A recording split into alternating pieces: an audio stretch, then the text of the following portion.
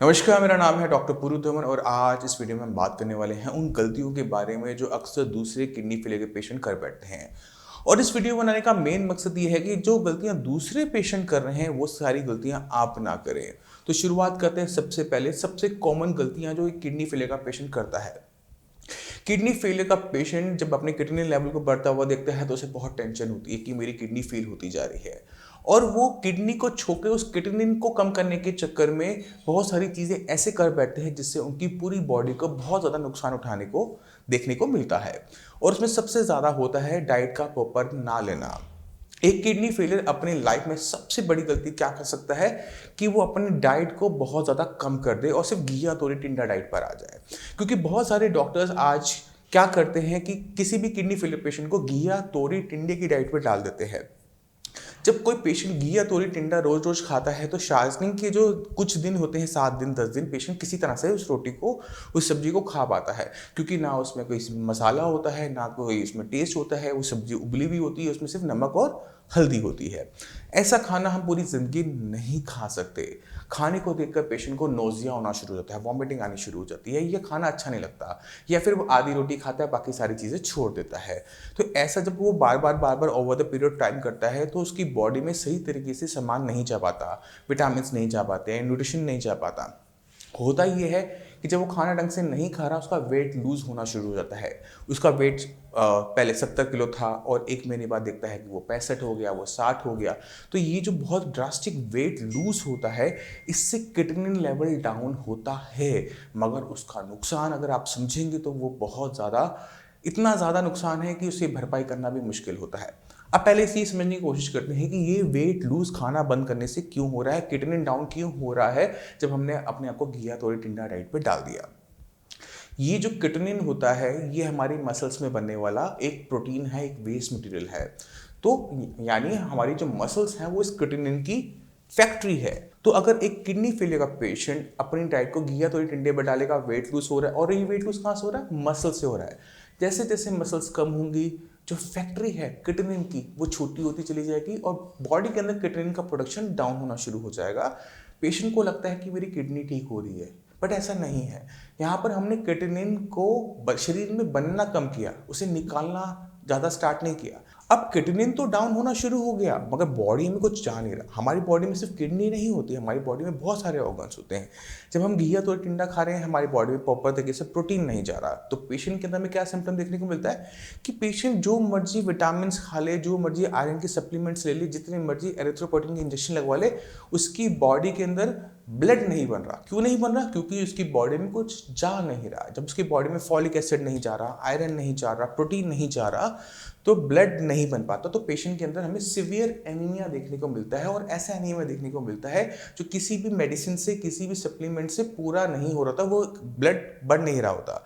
Blood की amount कम होती जाएगी, कम होती जाएगी, कम होती जाएगी। पहली दिक्कत हमें सबसे ज़्यादा देखने को ये मिलती है। और जैसे जैसे आपकी बॉडी के अंदर ब्लड कम होना शुरू होता है, ब्लड कमी की वजह से जो सिम्टम है वो देखने को मिलते हैं। सबसे पहले है थकावट। पेशेंट हर टाइम थकावट में रहता है, हर टाइम उसको ऐसा लगता है जैसे उसको नींद आ रही है, उसका शरीर उसे भारी महसूस होना शुरू हो जाता है, फिर सांस लेने में दिक्कत महसूस होनी शुरू हो जाती है। तो ये दिक्कत हमें तब आती है जब हम घिया तोरी टिंडा डाइट पर रहते हैं। अब दूसरी दिक्कत हमें क्या होगी? क्योंकि हम सही तरीके से खाना नहीं खा रहे, हमारी बॉडी में जो प्रोटीन की रिक्वायरमेंट है वो पूरी नहीं हो पाती।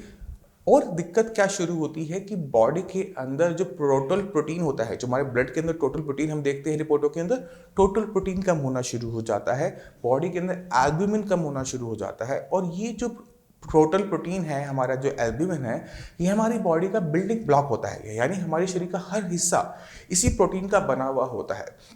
तो जैसे जैसे कम होता चला जाता है, जो हमारा ब्लड है उसमें से प्रोटीन कम होने की वजह से जो हमारा ब्लड है वो पतला हो जाता है, और जिसकी वजह से जो उसमें फ्लूइड है, पानी की है, पानी हमारे पैरों में भरना शुरू हो जाता है। पीडल एडिमा देखने को मिलता है, यानी पैरों के आसपास पेशेंट को सूजन देखने को मिलती है, क्योंकि पेशेंट सही तरीके से खाना नहीं खा रहा, वो सिर्फ घिया तोरी टिंडा खा रहा है। तो अगर हम ऐसी चीज़ें करेंगे तो अब क्या होगा? अब बॉडी में पानी भर रहा है, पानी भरेगा तो क्या होगा? जब पेशेंट लेटेगा तो पैरों में भरा हुआ पानी ऊपर की तरफ फेफड़ों की तरफ जाएगा, लंग्स में जाएगा, और पेशेंट को सफोकेशन, ऐसा लगता है जैसे आप पानी में डूब रहे हैं, ऐसी फीलिंग आती है, उसे घुटन महसूस होती है, उसे बेचैनी महसूस होती है। और ये बेचैनी पेशेंट को लेटने नहीं देती, पेशेंट को बैठे बैठे सोना पड़ता है क्योंकि उसने घिया तोरी टिंडा खाया था, उसने अपनी बॉडी के अंदर टोटल अमाउंट में जो प्रोटीन जाना चाहिए था उसे कट डाउन कर दिया और उसको ये दिक्कत देखने को मिली। अब एक किडनी फेलियर पेशेंट ने घिया तोरी टिंडा खाकर अपनी क्रिएटिनिन को भी डाउन कर लिया। अब कोशिश करते हैं समझने की कि ये जो हमने क्रिएटिनिन को डाउन किया, क्या इसकी कोई वैल्यू है किडनी फेलियर के ट्रीटमेंट के अंदर? इसका जवाब है नहीं। क्यों नहीं है, इसको समझने की कोशिश करेंगे। किडनी जब फेल हो रही है, वो कम काम कर रही है, तो वो आपको सिग्नल देती है। वो सिग्नल क्या है? क्रिएटिनिन का शरीर में इकट्ठा होना। यानी हम क्रिएटिनिन की बढ़ती हुई मात्रा से किडनी कितना काम कर रही है, कितना अच्छा काम कर रही है, कितना खराब काम कर रही है, उसको निकाल सकते हैं।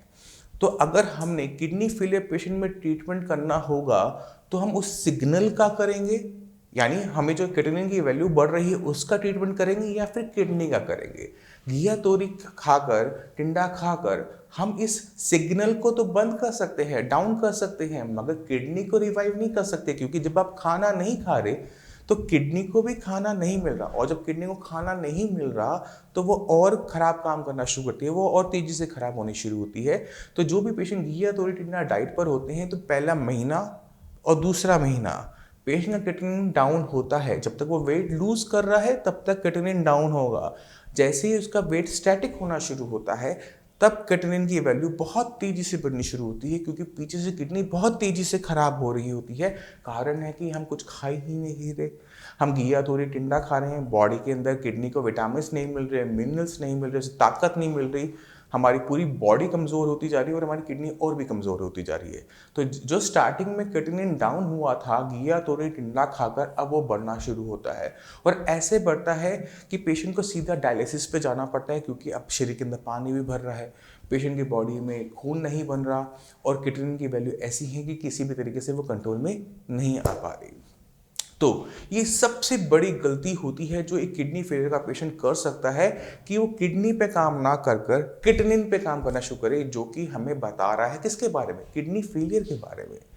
तो हर किडनी फेलियर पेशेंट को हमेशा याद रखना चाहिए कि जब भी हम कोई भी ट्रीटमेंट स्टार्ट करते हैं तो वो किडनी फेलियर का होना चाहिए, किडनी का होना चाहिए, कि किडनी अपने फंक्शंस को बढ़ाए। आपके यूरिन के अंदर क्रिएटिनिन की क्लियरेंस बढ़नी चाहिए, ना कि आपकी बॉडी के अंदर क्रिएटिनिन की प्रोडक्शन डाउन होनी चाहिए। प्रोडक्शन ठीक रहे, ना ज़्यादा हो ना कम हो, उसे ऑप्टिमम जितना शरीर बना रहा है बनाता रहे। हमने अपने बॉडी के अंदर अपना बॉडी वेट मेंटेन करना होता है। क्यों मेंटेन करना होता है, इसको भी आज हम डिस्कस कर लेते हैं।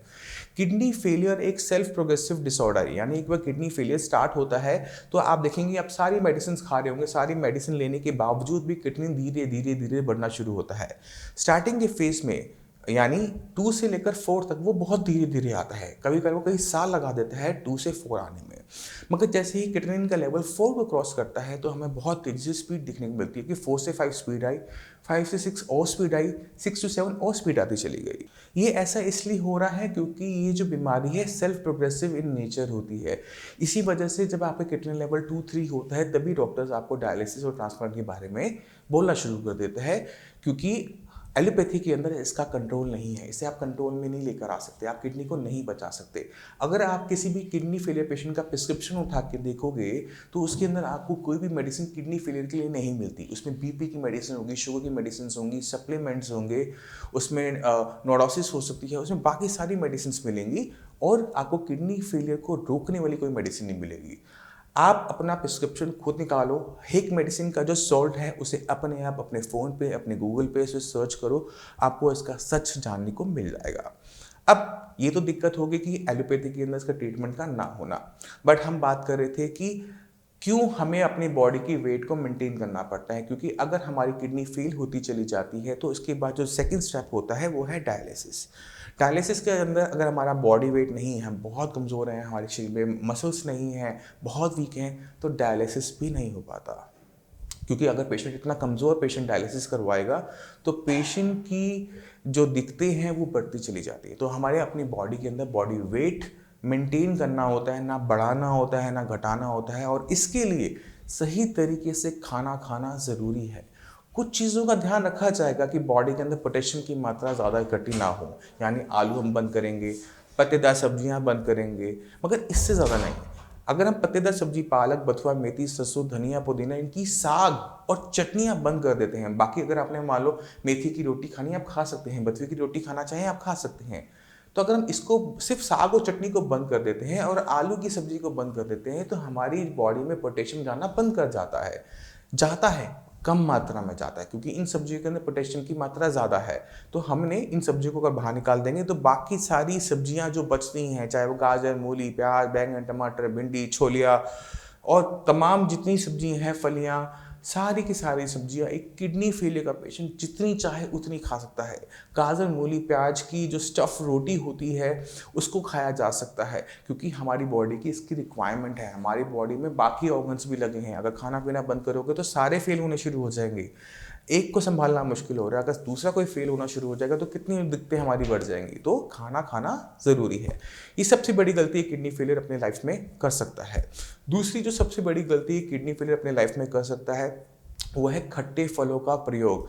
अगर एक किडनी फेलियर का पेशेंट संतरा, मौसमी, आम, अंगूर जो खट्टे फल होते हैं उन्हें खाता है तो उसका किडनी लेवल बहुत तेज़ी से बढ़ना शुरू हो जाता है। इसी वजह से जितने भी किडनी फेलियर के पेशेंट होते हैं उन्हें खट्टे फल बंद करवा दिए जाते हैं। अब सवाल यह उठता है कि ऐसा क्यों होता है कि खट्टे फल खाने से किडनी खराब होनी शुरू होती है। जब हमारी बॉडी में किडनी कम काम कर रही है तो हमारी बॉडी में वेस्ट मटेरियल इकट्ठा हो रहा है, किडनी और यूरिया। इसको आप बहुत अच्छी तरीके से जानते हो। रिपोर्ट में किडनी और यूरिया देख के लगता है पेशेंट को कि सिर्फ ये दो वेस्ट मटेरियल हैं जो बॉडी में इकट्ठे हो रहे हैं, बट ऐसा नहीं है। जब हमारी किडनी खराब हो रही होती है तो हमारी बॉडी में कई संख्या के अंदर 100-200 वेस्ट मटेरियल बॉडी में इकट्ठे हो रहे होते हैं और उसमें से एक होता है एसिड। ये एसिड वो नहीं होता जो हम अपने पेट में, अपने चेस्ट में फील करते हैं जब हमें इंडाइजेशन होती है। ये एसिड वो होता है जो हमारा हर बॉडी का सेल बना रहा होता है। हमारी पूरी बॉडी छोटे छोटे सेल से बनी हुई है, करोड़ों की संख्या में। ये जब खाना खाते हैं, एनर्जी यूज़ करते हैं तो छोटा सा वेस्ट मटेरियल प्रोड्यूस करते हैं और वो एसिडिक फॉर्म में होता है। अब जब किडनी का काम है इस एसिड को बाहर निकालना। अब क्योंकि किडनी कम काम कर रही है तो ये एसिड जो होता है ये बॉडी में एक्यूमुलेट होना शुरू हो जाता है, इकट्ठा होना शुरू हो जाता है, क्योंकि किडनी की तरह वो भी इकट्ठा हो रहा है। मगर ये रिपोर्ट में हम देखते नहीं तो इस बारे में हम बात नहीं करते। तो किडनी का लेवल जब तक 3.54 तक पहुंचता है तो ये इतना स्ट्रांग नहीं होता कि आपकी किडनी को और नुकसान पहुंचा सके। अब जैसे ही आपका किडनी लेवल 3.54 को टच करना शुरू करता है तो बॉडी में एक कंडीशन तैयार होती है जिसे हम कहते हैं मेटाबॉलिक एसिडोसिस। मेटाबॉलिक एसिडोसिस के अंदर हमारे ब्लड के अंदर एसिड की एक्युमुलेशन होने की वजह से ब्लड का जो पीएच है वो एसिडिक हो जाता है, यानी तेजाबी हो जाता है। अब जब ये तेजाबी खून आपकी किडनी के अंदर जाता है फिल्टर होने के लिए, तो फिल्टर तो हो नहीं पाता सही तरीके से, मगर आपकी किडनी को जरूर और नुकसान पहुंचा देता है। क्यों पहुंचाता है? क्योंकि आपकी किडनी आपके शरीर में सबसे कमजोर हिस्सा है और जैसे जैसे उसका एसिड बढ़ता चला जाता है आपके किडनी लेवल 4 to 5 तेजी से पहुंचेगा, फिर 5 to 6 और तेजी से पहुंचेगा, 6 to 7 और तेजी से पहुंचेगा। तो ये दिक्कत आनी शुरू हो जाती है। इसी वजह से इस एसिड को कंट्रोल करने के लिए हम पेशेंट को एक मेडिसिन देते हैं जिसका नाम है बेकिंग सोडा, यानी सोडियम बाइकार्बोनेट। सोडियम बाइकार्बोनेट की टैबलेट्स को आप नोडोसिस, सबोसिस या किसी और फॉर्म में आप खा रहे होंगे। अगर आप नहीं खा रहे तो लेना ज़रूरी है। और अगर आपने अपनी बॉडी में अपने एसिड का टेस्ट नहीं करवाया तो उसका टेस्ट का नाम है सीरम बाइकार्बोनेट टेस्ट। इस टेस्ट को हमेशा अपने केएफटी के साथ ज़रूर करवाओ। आपके डॉक्टर आपको बोले या ना बोले, आपने ये टेस्ट करवाना ही करवाना है, क्योंकि कुछ रुपए देकर हमें ये पता लग जाता है कि हमारी बॉडी में मेटाबॉलिक एसिडोसिस हो रहा है या नहीं हो रहा, किडनी तेज़ी से खराब होगी या नहीं होगी। तो ये बहुत ज़रूरी होता है। अब सवाल ये उठता है कि ये जो हम खट्टे फल खा रहे हैं ये किस तरह से हमें नुकसान पहुंचा सकते हैं। अब ये सोडियम बाइकार्बोनेट की टैबलेट्स को हम अपने ओरल रूट से लेते हैं। ये हमारे पेट के एसिड में भी जाती है और हमारे इंटेस्टाइन्स में जाके एब्जॉर्प्शन होती है। अब अगर आप कोई चीज़ खट्टी खा रहे हो तो जो हमने मेडिसिन खाई थी वो इसको न्यूट्रलाइज करने में ख़त्म हो जाती है। अब जब हमने खट्टे फल खाए तो उसके अंदर था सिट्रिक एसिड, एस्कॉर्बिक एसिड। अब ये एसिड हमारी मेडिसिन के साथ रिएक्ट कर जाएगा और मेडिसिन पूरी हमारे ब्लड में नहीं जा पाएगी, जिसका नुकसान क्या होगा कि मेटाबॉलिक एसिडोसिस कंट्रोल नहीं हो पाएगा। इसी वजह से अंगूर चाहे काले हों, चाहे वो हरे हों, चाहे वो आम मीठा क्यों ना हो, चाहे वो आपका कोई खट्टा फल क्यों ना हो, हमने नहीं खाना। फलों के सिलेक्शन के बारे में एक छोटा सा रूल है, हमेशा याद रखो। फल वही खाओ जो जब कच्चा होता है कसीला होता है, पकने पे मीठा हो जाता है, वो फल आप खा सकते हो। मगर जो फल कच्चे में खट्टा होता है, पकने पे मीठा होता है, वो नहीं खा सकते।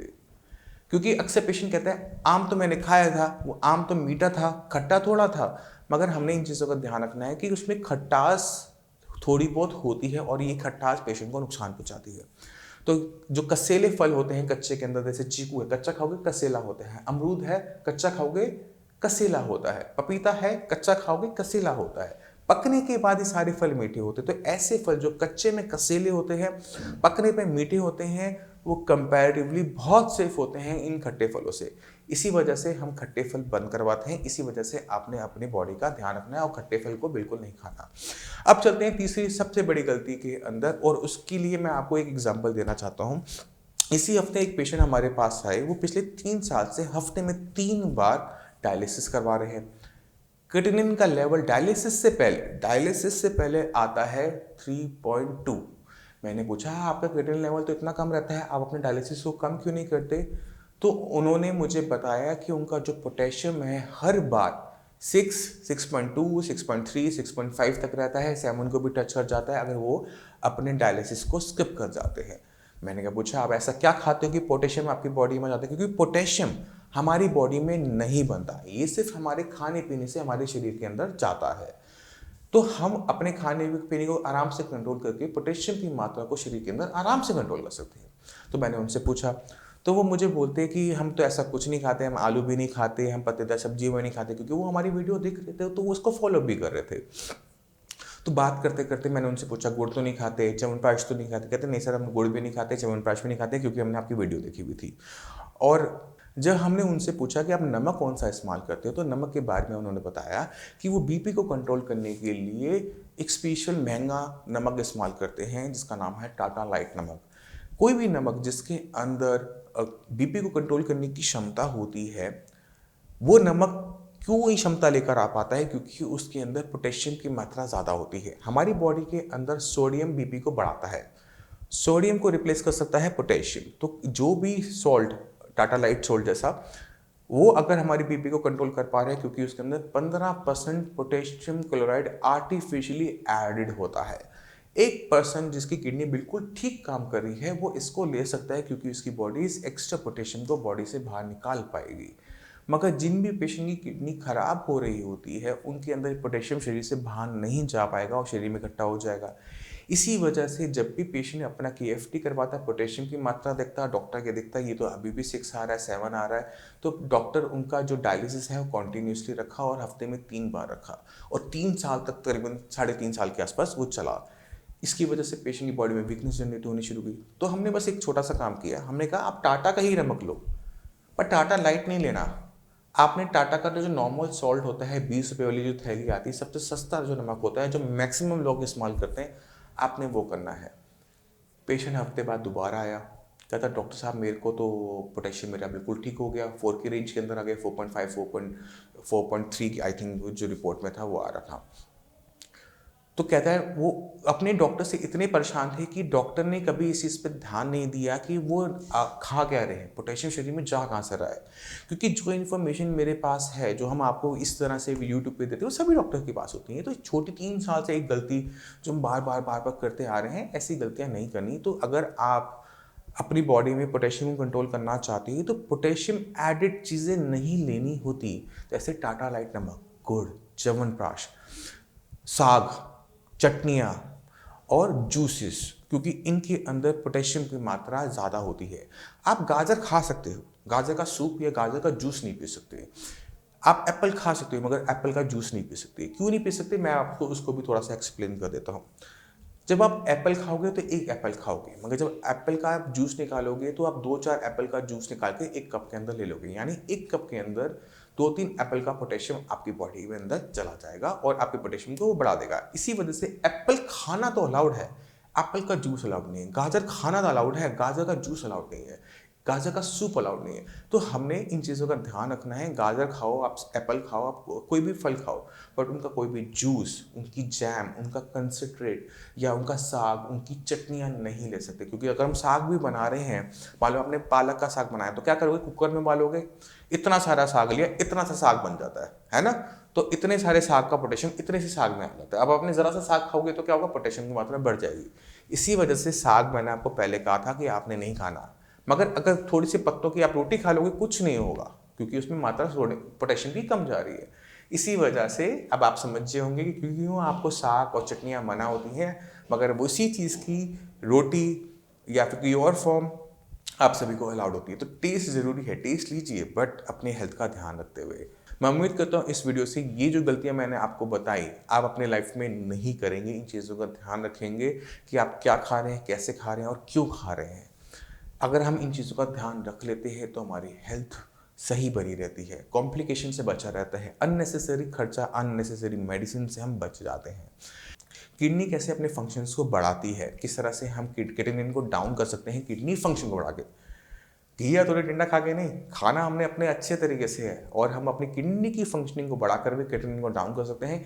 इसके लिए मैं आपको एक वीडियो लास्ट में छोड़ के जा रहा हूँ। आपको इस वीडियो के एंड में आपको एक थंबनेल मिलेगा, उस पर जाकर आप देख सकते हैं। अगर आपको किडनी फेलियर की कोई दिक्कत है तो आप हमारे डॉक्टर से बात कर सकते हैं, उनको अपनी रिपोर्ट्स व्हाट्सएप कर सकते हैं। नीचे दिए हुए नंबर पर करो, डॉक्टर उनको देखेगा, उन्हें समझेगा आपको दिक्कत क्या है, फिर आपको वो कॉल कर कर आपकी जो दिक्कतें हैं उनको सॉल्व करने के लिए वो जो पूरी टीम है वो वर्क करना स्टार्ट कर देगी। और आप हमारे क्लिनिक पर आकर हमारे जो डॉक्टर्स हैं उनसे भी मिल सकते हैं। इसी के साथ आप सभी से चलने की आगे चाहूँगा। मिलते हैं अगली वीडियो में, तब तक के लिए धन्यवाद।